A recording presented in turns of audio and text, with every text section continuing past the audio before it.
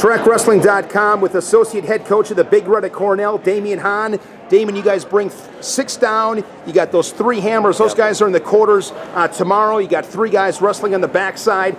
Thoughts on the way today's played out? I think today played out as we expected. We always want to pick up 1 or 2 more wins, but we have 2 freshmen that are out there competing, 165 Brandon Womack and our 97-pounder Hahn, that they're in the wrestlebacks. They had a couple of solid opponents, and they were on the short end of the stick, but they're in the wrestlebacks, and they're doing well. And then you have senior veteran Mark Gray, he got through today, and now he's got Scotty Parker tomorrow. So, in all, it was a solid day. What was the primary focus heading in? What's the message to the guys, and how have things played out to expectations as far as performance? Leading up to this, coming off the conference tournament, we had a phenomenal conference tournament. We won our 11th EIWA title, and we weren't projected to win that. So they stepped up, and we wanted to feed off that going into, the NCAAs. And so the biggest thing in the preparation coming into here was making sure those guys are mentally and physically prepared, ready, because there's not a whole lot that's going to change, from their conditioning standpoint or their technical standpoint, but physically being healthy, mentally being sharp and prepared. So this week and a half has really been focused on those aspects. What are the biggest mistakes, Damion? And I know this is a billion-dollar question, and it probably is a different answer for every kid, but what do you think, just in broad terms, some of the biggest mental blunders kids make heading into these kind of events? I think it's the pressure you put on yourself. This is our greatest stage in wrestling at this level, and so control what you can control. You can't do anything about the ref, the score, what that guy is doing. I mean, you control how you wrestle, the pace that you set, and everything else will take care of itself. So I think the pressure gets to people, and they change their routine, and they will warm up a little harder. They will, mentally drain themselves when they haven't done that all year. And then all of a sudden they go out there and they're like, I can't move my legs. It's not because you're in bad shape. It's because you physically, mentally, and emotionally, you let it drain you. And, we focus all year long for 3 days in March. And so don't change your routine. Stick with the plan. That's what has gotten you to this point. So don't deviate from it. Relax, enjoy the process. Have fun out there. This is what you train all year for this. So have fun and enjoy it. Were you successful at that as an athlete, and what did you do to make that happen?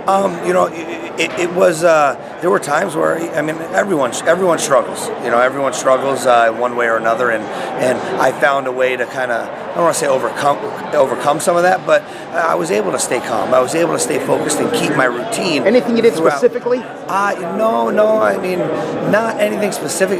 For me, it was staying loose, and I like to have a good time.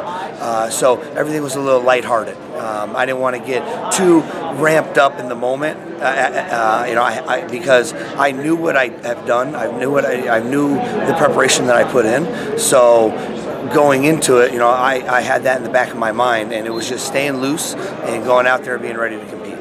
You're led by Gabe Dean at 184. He's a bad man, 2-time national champion. You've spent a lot of time with him. Obviously, he's got the tools. You probably will recognize that pretty early, although he developed. He didn't come in as a blue chipper. Absolutely. But now that you've had years to spend with him, what are a couple of things that amaze you most? When it comes to Gabe, just his mental preparation. Obviously, you see him wrestle. He goes hard. He's built like a brick house. He has a lot of great attributes, but what you can't see is below the surface. And his mental preparation is like nothing I've ever seen. He's so focused and dialed in, and I relate that to he was a starting quarterback in high school, and being a quarterback, there are so many different aspects that you need to have control over. So when he steps onto the mat, the field is shrunk.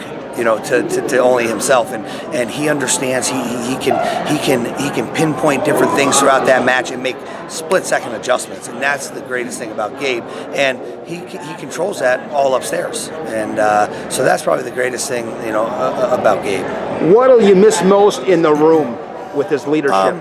Like you just said, the leadership. I mean, he is at times he gets vocal, but you couldn't ask for a better person to lead by example, because he's there, first one there, the last one to leave. Everything you heard about, a leader, a person who works extremely hard, he has all those qualities, and that's something that is very, very hard to replace. But these guys understand, Gabe sets a precedence, we set a precedence, and these guys are ready to step into that role, and they want to be the next Gabe Dean. So it's going to be fun. It's going to be fun down the road. I want to ask you real quick about Brian Rabito. Interesting career. I mean, he's been in the finals. That was at 157. Yep. He's been injured. Now he's one of the top guys at the weight class. Yep.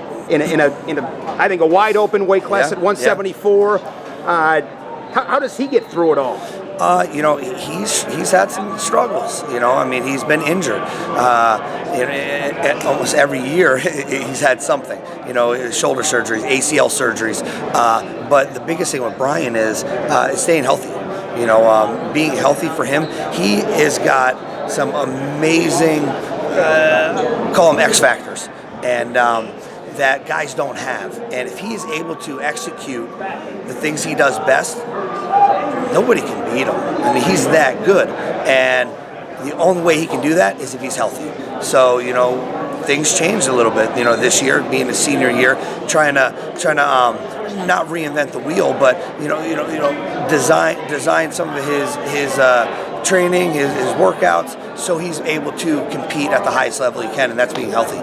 I got the crystal ball here. Looking ahead to Saturday night, what are a couple of things you're most curious to see play out? It would be nice. Hey, I'd be happy with every, in most weights except for one, every 1 and 2 making the finals. I mean, that's awesome. And then, I'm looking forward to exciting wrestling. I mean, this past round that we just had, major upsets, exciting wrestling. And as the rounds go on, it just gets better. As a fan, you got this is amazing. Fun catching up, Damion. Thank you so much. Thank you.